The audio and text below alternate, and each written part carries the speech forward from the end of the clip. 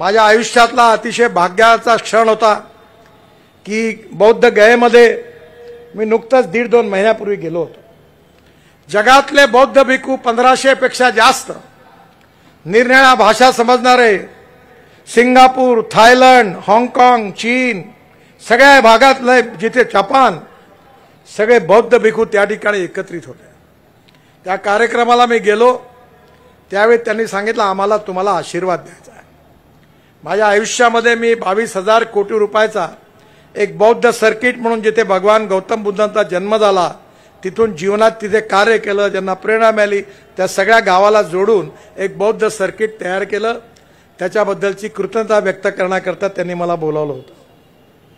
खरं म्हणजे मी त्यावेळी त्या ठिकाणी गेलो, भगवान गौतम बुद्धाचं दर्शन घेतलं आणि मी आणि कांचन माझी पत्नी उभे असताना आणि माझ्याबरोबर सगळे बौद्ध भिक्खू उभे असताना ज्या झाडाखाली त्यांना बौद्ध धर्माचा संदेश मिळाला, तिथलं एक पान गळून पटकन माझ्या खांद्यावर पडलं आणि हे पडल्याबरोबर त्या सगळ्यांनी मला सांगितलं की बघा, आज तुम्ही इथे आलात आणि आज भगवान गौतम बुद्धांनी तुम्हाला आशीर्वाद दिला। मलाही कृतार्थ वाटलं।